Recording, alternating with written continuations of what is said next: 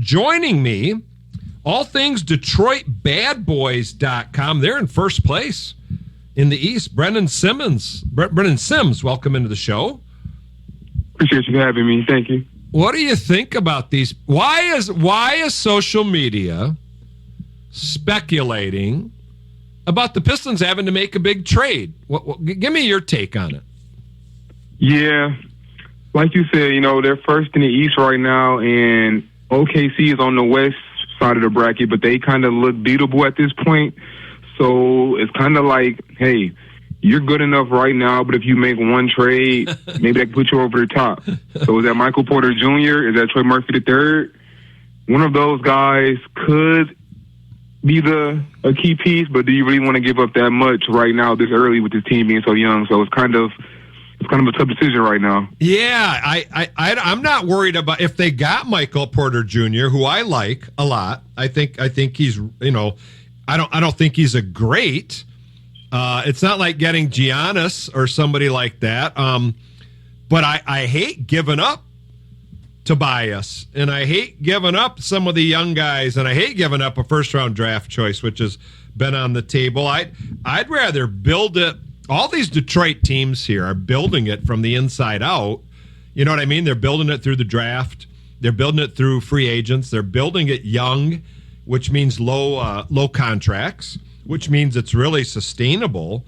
And so, what are they, 30-10? They're sitting pretty good. They got great leadership. Cade Cunningham just announced as a starter in the NBA All-Star game. So that's a big jump, don't you think? I mean, we all take him for granted, but he's gone into the elite category now. Yeah, I just used to hate the conversations around his name during the losing streak, because to me, it was always clear he was a good player. At the minimum, at least good.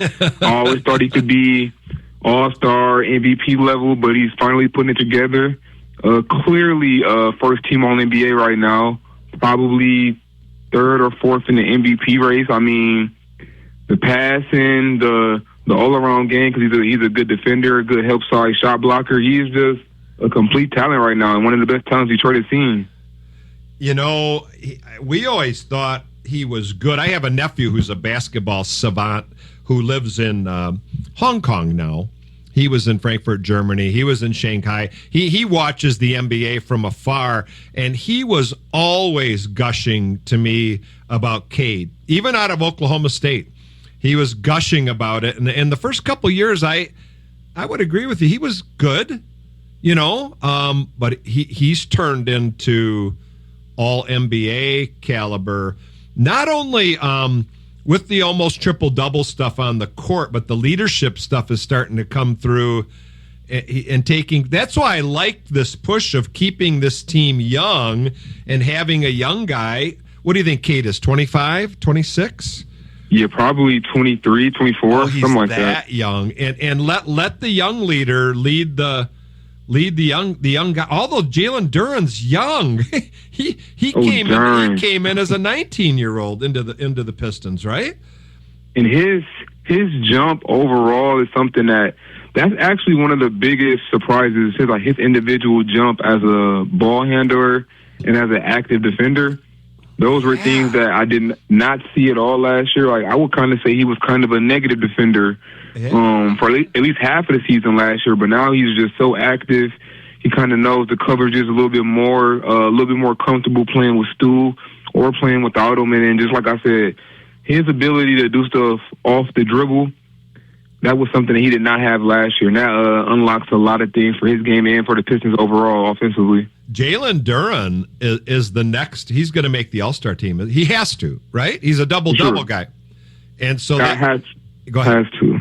Yeah, and so and he'll make it as a reserve, which is fine.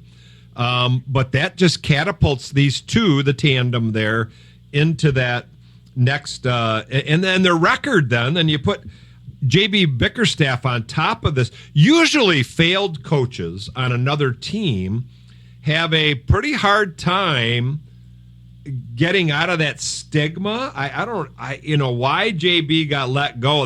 That's never been explained. They've done okay without him. And is it Kenny Atkinson who's over in Cleveland now? If he's the coach right now. Yeah, and so I keep going back to Monty Williams. When the Pistons got him out of the Phoenix Suns, he was coach of the year, and came to Detroit, and it was an abomination. It was terrible, for a lot of reasons. But JB has been the right guy for these young guys. He's playing everybody somehow. I don't know how. How does he do that?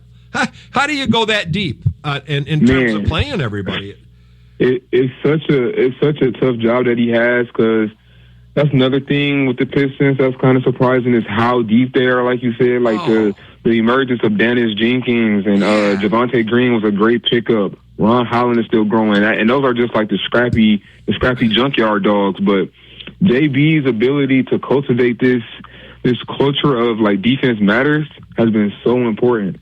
Well, they held the other night 78 points. That's the Ben Wallace era, man. That's going to work, guys. And that was the focus. Remember they set the record for holding how many games in a row under 80? It was under 80, I believe. Yeah, right? it was like five games in a row, at least some crazy number like that. Under 80 points in an NBA game is absurd. And they held I don't know who'd they play, the Pacers the other night? The Pacers. 78 points. So my measurable for the Pistons, and I'm watching them from afar here in Grand Rapids, Michigan, is if they can hold the other team under 100, we're going to win the game. And they're coming close, man, in a lot of these games of right at that 100-point mark. And if they continue to do, and that's Jalen Duren, that's that rim protection, and then you get Beef Stew, leading the world in block shots and that sort of thing. And these, like Ron Holland you mentioned, they start digging in on the defensive side in playoff ball, then it's going to be really game on. Oh, yeah. We didn't even mention Asar, who was probably, in my opinion, maybe the best on-ball defender in the NBA. And how old is he?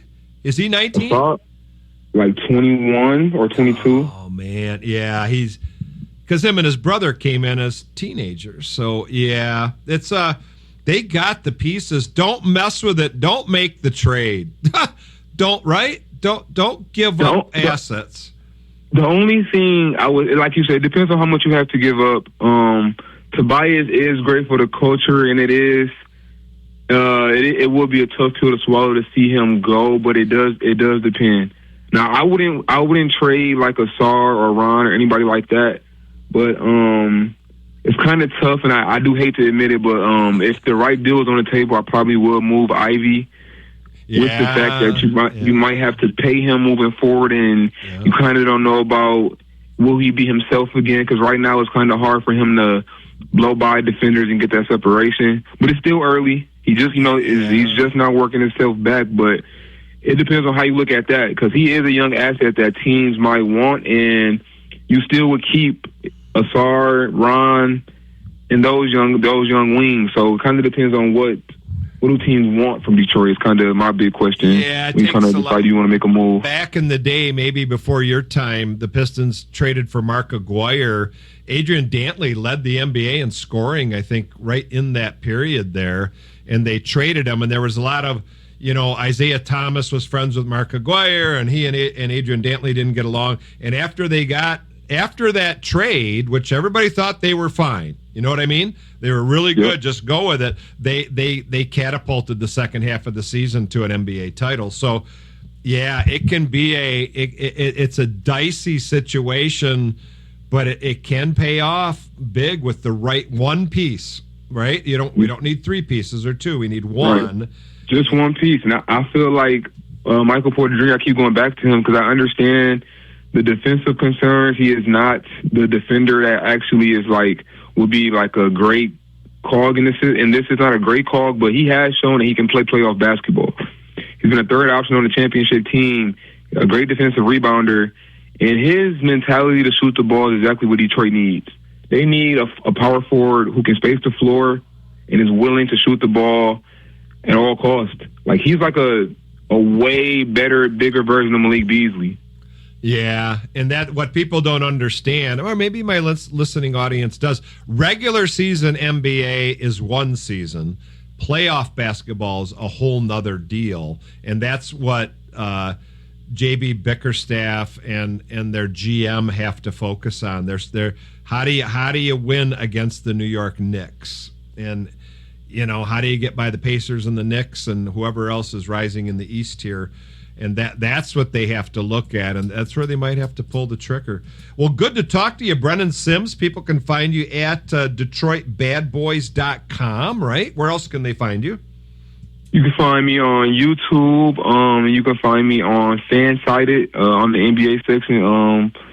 I just love the game, and I just wish that we could cover it the responsible way. So that's kind of my duty these days. All right, Brennan Sims, thanks for joining us this evening on Sports and Tell.